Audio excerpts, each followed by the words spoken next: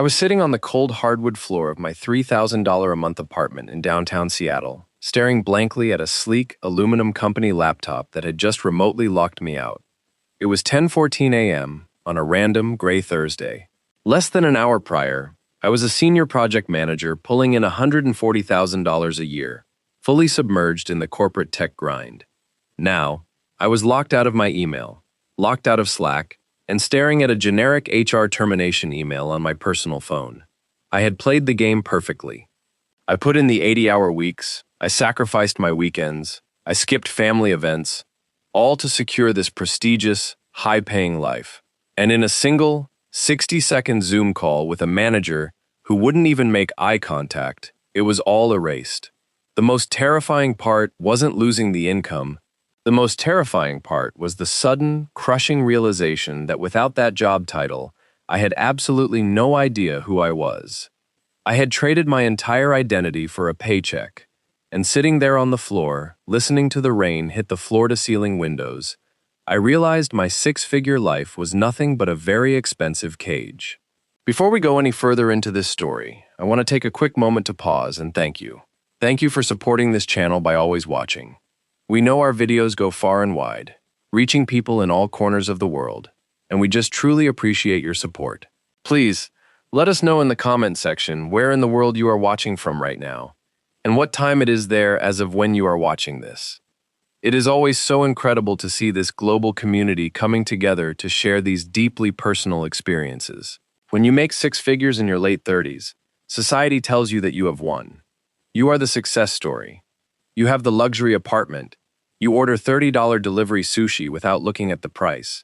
And you wear your perpetual, bone-deep exhaustion like a badge of honor. But nobody talks about the golden handcuffs. Nobody talks about the fact that the more money you make in the corporate world, the more expensive your lifestyle becomes, simply to cope with the misery of earning it. I was spending $400 a month on a boutique gym I was too tired to ever walk into. I was paying $200 an hour for a therapist, just so I had someone to vent to about my toxic boss. I was dropping $1,000 a weekend on quick, frantic getaways to Napa or Portland, just to numb my brain from the stress of the upcoming Monday morning. I was making $140,000 a year, but after federal taxes, state taxes, the exorbitant rent, the luxury car payment, and the endless coping mechanisms, I was saving almost nothing. I was running on a treadmill, cranked to the absolute maximum speed, terrified that if I slowed down for even a fraction of a second, I would be violently thrown off. My neck was constantly stiff, my sleep was fragmented. I operated on a baseline of low-level anxiety that I had simply accepted as normal. I thought this was just what being a successful adult felt like. And then, the tech bubble burst. The layoffs swept through the industry like a plague, indiscriminate and ruthless. And suddenly, thousands of us were out on the street holding cardboard boxes filled with desk plants and corporate swag. For the first 3 weeks, I did exactly what you are supposed to do. I updated my resume. I scoured LinkedIn. I reached out to my network with forced, fake enthusiasm. I treated the job hunt like a full-time job. I was applying for positions that paid 20% less than what I was making, competing against hundreds of equally desperate, burnt-out professionals. But every time I sat down to write a cover letter, trying to manufacture passion for a software product I didn't care about, I felt this overwhelming physical nausea. My hands would hover over the keyboard, my chest would tighten, and I couldn't breathe. The thought of going back into another open-plan office, jumping onto another meaningless corporate synergy call, and sacrificing another 5 years of my life to build someone else's wealth made me physically ill. I opened my banking app and looked at my savings account. With the severance package, I had enough money to survive in Seattle for maybe 4 months if I cut my expenses to the absolute bone.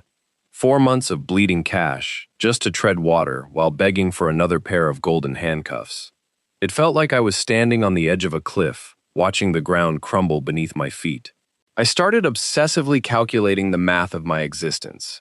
I started looking at what my life actually cost, just to maintain a baseline of survival in the United States.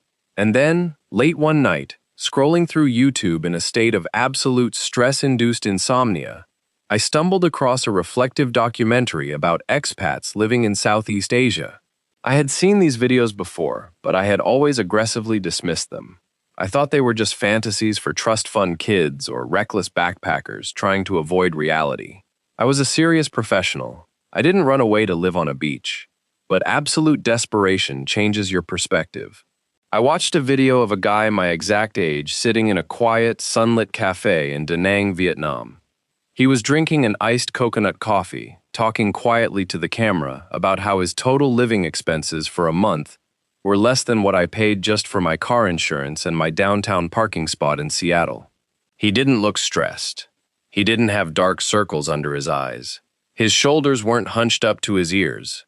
He looked peaceful. He looked like a human being who actually owned his own time. I opened a new tab and started researching Da Nang. It is a coastal city in central Vietnam, framed by lush emerald mountains on one side and miles of white sand beaches on the other. The cost of living numbers were so incredibly low, they seemed like a typographical error. I ran the math again. I realized that the severance money that would only last me 4 months in a cold Seattle apartment could potentially fund an entire year of living in Vietnam. 12 months of absolute freedom. 12 months to detox my nervous system, to figure out who I was without a corporate title, and to genuinely, truly rest. The decision to leave wasn't brave. It was a pure survival instinct. I broke my apartment lease, taking a massive, painful financial penalty. I sold my car to a dealership down the street. I sold my expensive mid-century modern furniture, my designer clothes, and my oversized television. I packed my entire existence down to a single checked suitcase and a heavy backpack. My former colleagues and my family thought I was having a complete mental breakdown. They told me I was committing career suicide. They warned me about the unexplainable gaps I was creating on my resume. But they couldn't see what I saw. They couldn't see that the real suicide was staying on a treadmill that was slowly, methodically grinding my soul into dust. Landing in Da Nang was a violent shock to the system. You step out of the sliding glass doors of the airport, and the tropical heat immediately wraps around you like a heavy, wet blanket. The air smells intensely of motorbike exhaust, impending rain, and the rich aroma of street food. It is loud. It is chaotic. There is no sterile, predictable corporate order here. It is a city that vibrates with raw, unfiltered, beautiful life. I took a taxi to a cheap hotel room I had booked for my first few nights, and I will be entirely, brutally honest with you. The first week was an absolute nightmare. I was suffering from severe corporate withdrawal. We do not talk enough in our society about how the corporate hustle genuinely rewires your brain chemistry. You become physiologically addicted to the stress. You become addicted to the constant, urgent dopamine hits of incoming emails, Slack notifications, and calendar alerts. When you suddenly remove all of that artificial urgency, the silence is deafening, and your brain panics. I would wake up at 6 a.m. in a cold sweat, my heart racing, instinctively reaching for my phone to check messages that didn't exist. I would walk around the vibrant streets of Da Nang, feeling entirely disconnected, wrapped in this thick, suffocating bubble of residual anxiety. I felt deeply, profoundly useless, because I wasn't producing anything, because I wasn't sitting in a strategic planning meeting, because I wasn't actively climbing a corporate ladder. My deeply conditioned brain told me that my existence had no value. I was a high achiever who had achieved absolutely nothing that day, and it was tearing me apart from the inside out. The lowest point hit about 10 days in. I was sitting in my hotel room trying to figure out my long-term housing. The Wi-Fi kept dropping in and out. The afternoon heat outside was sweltering, keeping me trapped indoors with my own racing thoughts. I looked at my bank account, which had taken a huge, terrifying hit from the last-minute flight and the broken lease penalty. Suddenly, the panic spiraled out of control. I thought, what have I done? I am thousands of miles away from home. I have destroyed my lucrative career. I have no incoming salary, and I am sitting alone in a cheap hotel room in a country where I don't speak a single word of the language. I curled up on the edge of the bed and genuinely sobbed. It was the culmination of years of suppressed corporate burnout, profound grief over the total loss of my identity, and the sheer, paralyzing terror of the unknown. I was ready to open my laptop, book a flight back to Seattle, beg for any entry-level tech job I could find, and just accept a lifetime of misery. If you are watching this and you have ever felt that exact same paralyzing fear, that terrifying moment where you realize you have built a life that looks perfectly successful on paper but feels completely empty and hollow on the inside, please know that you are not alone. So many of us are waking up to this reality and struggling with the exact same transition. If this story resonates with you, if you are looking for a sign that it is okay to step off the conventional path and aggressively prioritize your own mental peace, please consider subscribing to the channel. We share these stories because it is so incredibly important to know that an alternative way of living is actually possible. The breakthrough didn't happen overnight, but it started with a single, incredibly simple interaction that shifted my entire worldview. The day after my breakdown, I forced myself to leave the suffocating hotel room and walk to a local coffee shop, tucked away in a quiet, shaded alley. I ordered a traditional Vietnamese drip coffee. The woman who owned the shop, a grandmother with a warm, deeply lined face and kind eyes, brought the metal filter and the glass of ice to my table. She didn't just drop it off and walk away to serve the next customer. She pulled up a small wooden stool, sat directly across from me, and smiled. She spoke very little English, and I spoke almost no Vietnamese, but she pointed to her chest, said her name, and then pointed to me. I introduced myself. She pointed to my eyes, then made a physical gesture mimicking a heavy, exhausted sigh, essentially asking, "Why so sad?" I couldn't explain corporate burnout to her. I couldn't explain the volatile tech industry, or the crushing cost of rent in Seattle, or the intense, paralyzing fear of a resume gap. So I just sighed, smiled weakly, and patted my chest to signal that my heart was heavy. She nodded slowly, an expression of deep, profound understanding washing over her face. She reached over, gently patted my hand, and pointed out to the street. The morning sun was filtering beautifully through the leaves of a massive banyan tree, casting golden shadows on the pavement, and a group of local kids were riding their bicycles to school, laughing loudly. She looked back at me and just said one word in English: beautiful. It sounds so cliché, but in that exact, quiet moment, a massive dam broke inside my chest. This woman didn't care about my former job title. She didn't care what my salary used to be. She didn't care about my LinkedIn connections or my quarterly performance reviews. She just saw a human being who looked tired, and she offered a moment of pure, unadulterated human connection. I realized right then that my self-worth was not tied to my economic productivity. My value as a living, breathing person was not dictated by a corporation in Seattle. From that day forward, I stopped fighting the current. I stopped waking up in a panic. I let the slow, deliberate, incredibly human pace of Vietnam seep into my bones. I found a permanent place to live, and I want to share exactly what my life costs now, because I know the financial reality is what people who are burnt out are desperate to understand. I rent a stunning, modern, fully furnished studio apartment located less than a 10-minute walk from my Casa Beach. It has a beautiful kitchen with stone countertops, a smart TV, blazing fast fiber optic internet that never drops, and a private balcony that looks out over the city skyline. My monthly rent is exactly $250. I rent a motorbike for about $40 a month, which gives me total, absolute freedom to explore the city, ride up the winding mountain roads of the Son Tra Peninsula, and visit the local open-air markets. My food budget is where the most incredible, life-changing shift happened. In Seattle, I was spending $20 to $30 a meal on mediocre, lukewarm delivery food because I was simply too exhausted to cook after a 14-hour workday. Here, the local food culture is an absolute revelation. I eat out for almost every single meal. A massive, steaming bowl of mi quang ga, a local noodle dish with rich, complex broth, fresh herbs, roasted peanuts, and quail eggs, costs me about $1.50. A fresh banh mi sandwich, loaded with grilled pork, pâté, and crisp pickled vegetables, costs exactly $1. Even when I decide to treat myself to a Western-style burger or a nice wood-fired pizza at an expat restaurant, I rarely spend more than $8 or $9. My entire food budget for the month, eating like an absolute king and never washing a dish, is around $150.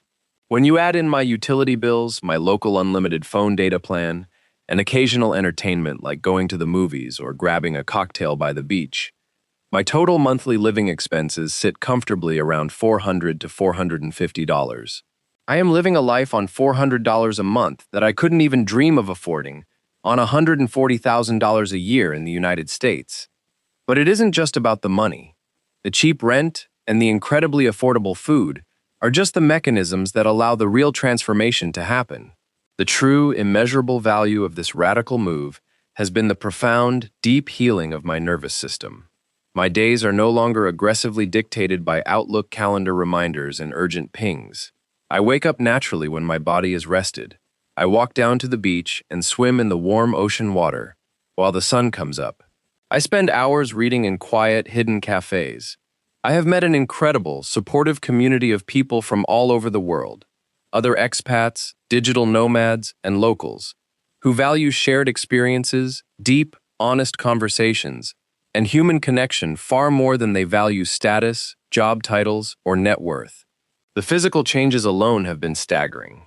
I am healthier than I have been in a decade. I have lost the stubborn, cortisol-induced stress weight that I carried around my waist for years. My blood pressure has completely normalized. My skin has cleared up. I don't need expensive, frantic weekend getaways to escape my life anymore, because I have finally built a daily life that I do not feel the need to escape from. In America, we are aggressively conditioned from birth to believe that stepping away from the corporate ladder is a massive, embarrassing failure. We are told that if you aren't constantly grinding, if you aren't striving for the next promotion, the bigger house, the nicer car, then you are falling behind. But out here, separated from the noise, you start to ask yourself, what exactly are we falling behind on? The race to burn ourselves out? The race to acquire things we don't have time to enjoy? The race to be the richest, most stressed person in the graveyard? Getting laid off was the most terrifying, destabilizing thing that had ever happened to me. But in hindsight, looking back from this balcony in Vietnam, it was the absolute greatest gift I could have ever received. That generic HR email didn't destroy my life. It saved it. It forced me off a path that was slowly killing me, and violently pushed me into a world I was too afraid to explore on my own. I don't know what the long-term future holds. I don't know if I will stay in Da Nang forever. Eventually, my savings will deplete, and I will need to generate an income again, maybe through freelance writing, consulting on my own terms, or starting a small online business. But the fundamental difference is this. I now know exactly how little money I actually need to be incredibly, profoundly happy. My baseline for survival, my baseline for peace, is no longer a six-figure salary. If you are sitting in a sterile cubicle right now, or staring blankly at your home office wall, feeling that deep, soul-crushing weight of corporate burnout, I want you to hear this loud and clear. Your job is not who you are. Your worth is not determined by your productivity. Your identity is not a corporate badge. There is a massive, beautiful, vibrant world out there that does not care about your resume, your LinkedIn profile, or your quarterly metrics. You do not have to wait for a catastrophic layoff to take your life back. You do not have to wait until you are 65 years old and physically exhausted to finally start living. It takes courage to step off the treadmill. It takes a massive willingness to embrace the unknown. And it takes the terrifying realization that you are the only person responsible for your own happiness. But I promise you, the moment you let go of the life you were told you were supposed to want, you create the beautiful, empty space necessary to find the life you actually deserve. Take a deep breath. Look at the real numbers. Look at what you are sacrificing every single day just to maintain an illusion of success. And realize that a $400 life filled with absolute peace is worth infinitely more than a six-figure life filled with misery. It is your time, and it is your life. Do not let them grind it away.